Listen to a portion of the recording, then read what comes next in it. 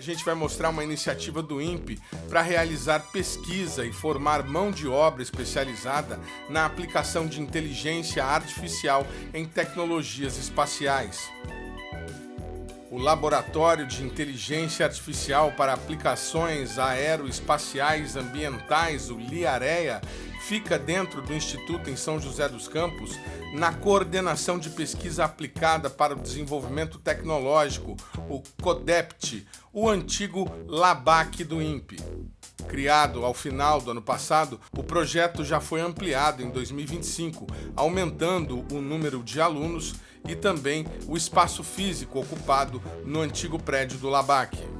O que é o LIAREA? Como surgiu essa iniciativa? Então, o objetivo desse laboratório é precisamente tentar consolidar o conhecimento que nós temos aqui na nossa coordenação, que é a coordenação de pesquisa aplicada e desenvolvimento tecnológico nessa área de inteligência artificial. A nossa coordenação, ela tem a parte de computação, né? E então a gente faz pesquisa nessa área há bastante tempo.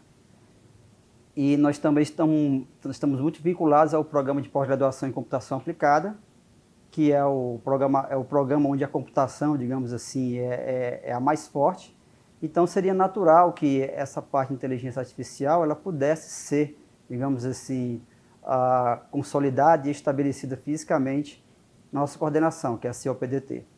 E como que foi essa ampliação? O que vocês ampliaram de verdade? Nós ampliamos em termos de estrutura física, né? Aumentamos o espaço, passamos de 1 para 3 salas, e aí tem toda a parte computacional que está relacionada. E também, lógico, em termos de pessoas, né? Nós temos 4 servidores do INPE, 2 colaboradores externos e em torno de 20 alunos de mestrado, doutorado e iniciação científica. Eles são bolsistas? Sim, são todos bolsistas, CNPq ou CAPES, né? Legal. E o que vocês começaram a fazer nesse pequeno período do ano passado para cá? Então, nós temos iniciativas basicamente nas principais áreas de atuação do INPE, né? Sensoriamento remoto, previsão de tempo e clima, astrofísica, geofísica espacial e um pouco na parte de engenharia aeroespacial.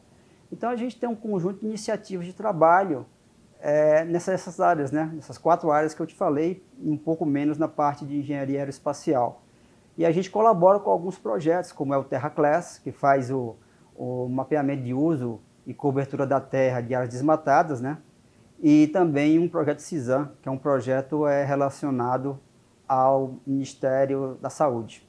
Legal. E dentro dessas iniciativas aí que você falou, qual que é aquela que está mais avançada, aquela que vocês estão conseguindo avançar mais, ter melhores resultados?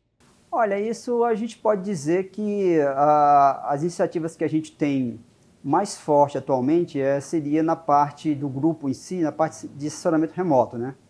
Isso é o que a gente, digamos assim, tem mais iniciativas com trabalho, como eu falei, no TerraClass, tá? Outros trabalhos relacionados, por exemplo, a monitoramento de lavouras de café. Tem também trabalhos na parte de previsão climática, que também está evoluindo bastante, mas também tem na parte de astrofísica, né? Mas se eu pudesse destacar uma no momento, eu diria que seria a parte de assessoramento remoto. O que vocês conseguiram fazer efetivamente com relação ao TerraClass? Já tem inteligência artificial definindo que tipo de uso foi dado para a lavoura?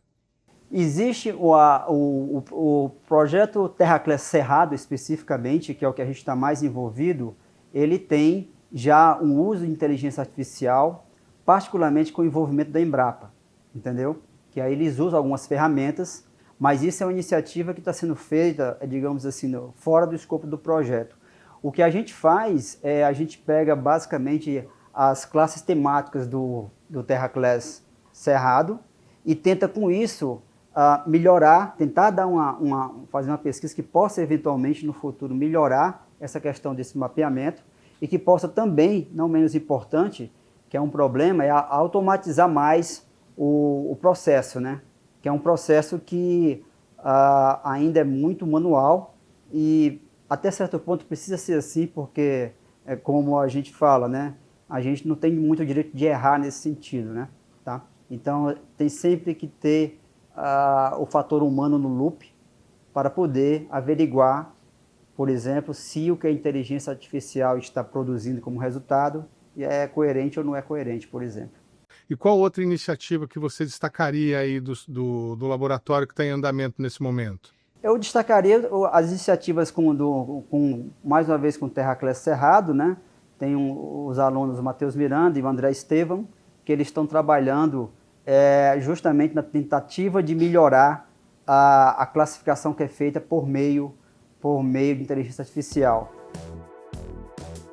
A inteligência artificial, ela normalmente os trabalhos, elas aprendem uma tarefa de cada vez. Mas nesse caso, eu propus uma inteligência artificial que ela aprende várias coisas ao mesmo tempo, como se fosse o cérebro humano, que aprende várias coisas ao mesmo tempo. Quando vai, por exemplo, uma criança está aprendendo a ler, ela também aprende algumas formas, aprende cores. Então, tudo isso simultaneamente é aprendido por essa rede neural artificial, que nada mais é do que um pequeno cérebro artificial com neurônios artificiais, que é essa inteligência artificial. Aí eu estou treinando essa inteligência artificial a partir de imagem de satélite, para que ela possa fazer a classificação do que tem na superfície da Terra. Por exemplo, o que é floresta, ou que é uma área desmatada, ou que é área de agricultura, tipo de agriculturas que existem de um ciclo, de mais de um ciclo, alguns tipos tipos de vegetação de savana também podem ser identificados. E além de classificar, essa rede ela vai estimar a altura das árvores, especificamente da vegetação que tem no bioma cerrado. E como é que dá essa precisão toda da altura da árvore no bioma? O satélite com sei lá, 10 metros de precisão consegue te ajudar nisso? Ou é a inteligência artificial que vai interpretar a tonalidade da imagem para dizer qual é a altura da árvore? Essa é uma excelente pergunta. Para fazer isso, eu vou treinar a rede só com imagens de satélite, mas ela vai ser treinada de forma supervisionada. Igual um professor ensina o aluno de forma supervisionada, dizendo aqui está correto, aqui está errado. Então, o que eu vou passar para a rede? Eu vou treinar ela, vou ensinar ela com imagens de satélite e, ao mesmo tempo, vou passar a altura com um erro médio de 2 metros e alguns centímetros sobre a altura do dócil das árvores que tem naquela região que ele está estudando. Então, depois que eu ensino ele, eu vou passar por uma etapa de teste, como se fosse um exame na escola, onde ele sozinho, somente com a imagem que eu estou passando de satélite para ele, ele vai ter que estimar a altura e, além disso, classificar que tipo de vegetação é aquela. E como é que você sabe a altura que tem no local? Tem pesquisa em loco, alguém coletando essa informação para você? Exato. Esses dados eu já coletei de um projeto do grupo Meta, que eles fizeram como é que eu posso dizer? Eles fizeram o levantamento de altura de dossel de árvores globalmente. Então, eu utilizei esse banco de dados que está aberto gratuitamente na plataforma do Meta e estou implementando num conjunto de dados que vai sair no início de 2025.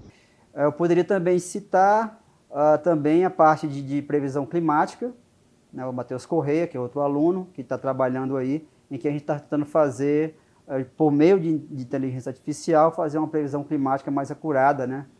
Considerando as 4 estações do ano por um certo período.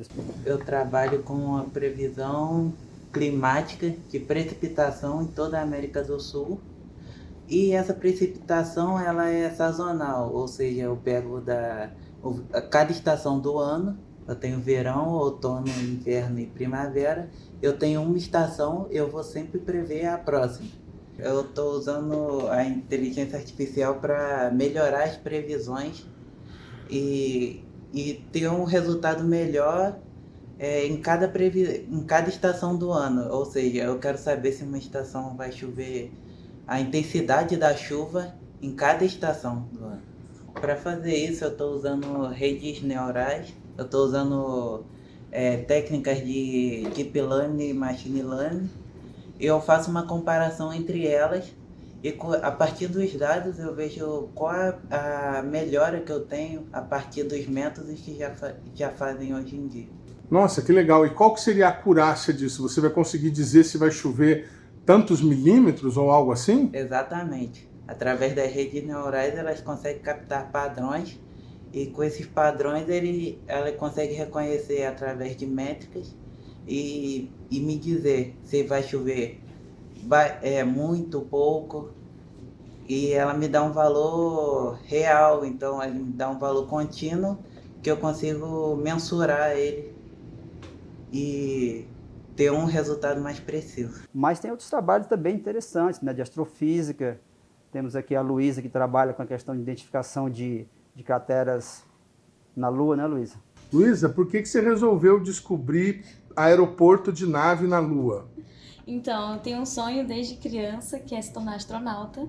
E devido à nova corrida espacial, de a gente estar retornando para a Lua, eu vi uma grande oportunidade de trazer inovação para o INPE por meio dessa temática. Legal. E você tem alguma coisa aí do seu trabalho para você mostrar para gente? Eu tenho.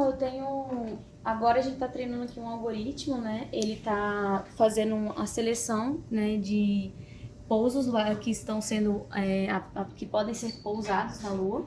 E aqui é o nosso paper que a gente publicou ano passado na AGU, com alguns dados, né, as análises e a matriz de confusão do nosso algoritmo, com acurácia de 70%. E como é que é isso? Como é que você faz a identificação? Como é que a inteligência artificial vai trabalhar no caso? Você vai pegar imagens, fotografias? Como é que é a leitura do terreno? Exatamente. A gente treina por meio de CNN, que é uma Convolutional Neural Network, que vai pegar imagens que são enviadas de orbitadores, né, da Lua. A gente vai processar todos esses dados e treinar ela falando: esse local é pousável, esse local não é pousável. E aí, depois disso, a gente dá novas imagens e ela, por meio do treinamento passado, diz se é pousável ou não. Tem o Hércules, que trabalha com a parte de mineração.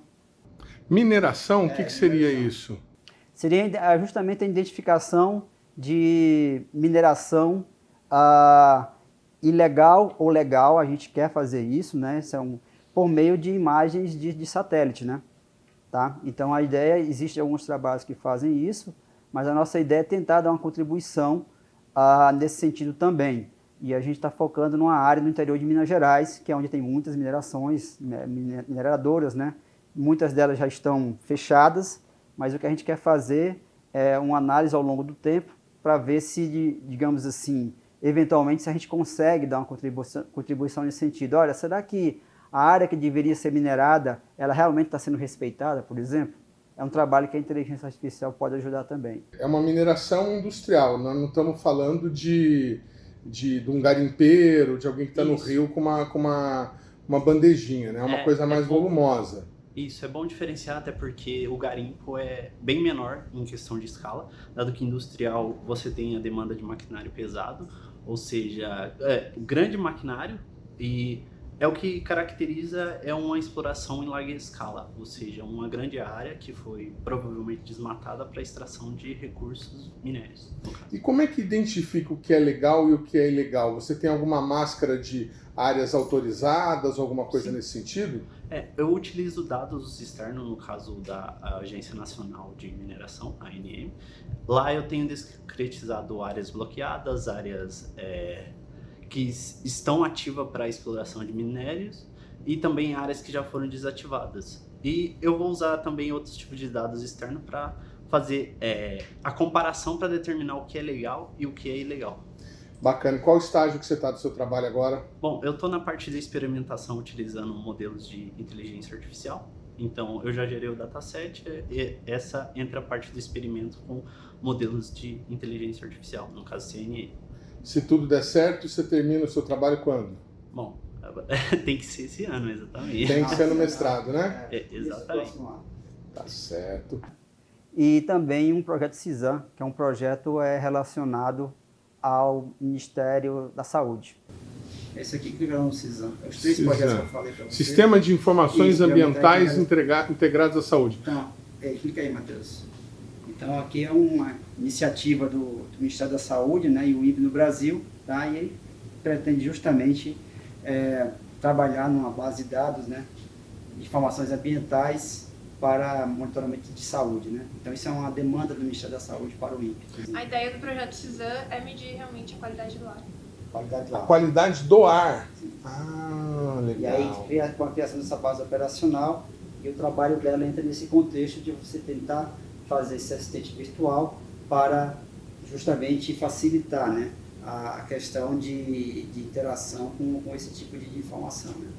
O meu trabalho, a gente vai começar usando algumas técnicas de processamento de linguagem natural e depois a gente pretende utilizar também LLMs para deixar esse chatbot mais aberto a outros tipos de inputs, para não ficar tão simples e poder ser usado por diferentes pessoas com diferentes formas de escrita, de se expressar e etc. Desculpa, explica pra gente o que seria esse input que você falou. Quando uma pessoa usa um chatbot, ela digita um texto e esse texto tem as características de linguagem dessa pessoa. Cada pessoa tem um jeito de se expressar e etc. Então a ideia é a gente conseguir fazer esse chatbot, treinar ele com várias frases diferentes, porque cada pessoa tem uma frase que coloca, e fazer com que ele possa ser usado por diferentes pessoas, como é, por exemplo, o chatbot da OpenAI. Legal. E qual que é o estágio que você está do seu trabalho agora? Eu comecei a desenvolver com algumas técnicas de PLN, processamento de linguagem natural, durante a minha iniciação científica da graduação, e agora eu vou começar o mestrado e desenvolver daí. Legal, você está começando o mestrado então? Isso. Bacana. Ele está aberto aí? É ele aí, não? É uma imagem dele. Como é que seria? O que seria isso?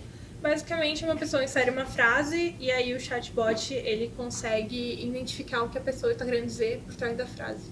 Então, para ver se eu entendi, o laboratório, o Liareia, ele seria uma iniciativa dentro da computação aplicada do INPE para projetos, para desenvolvimento de aplicações com inteligência artificial, seja ela qual for. Sim. Dentro das áreas do Instituto, obviamente. Exatamente. Então, o nosso objetivo é esse, né?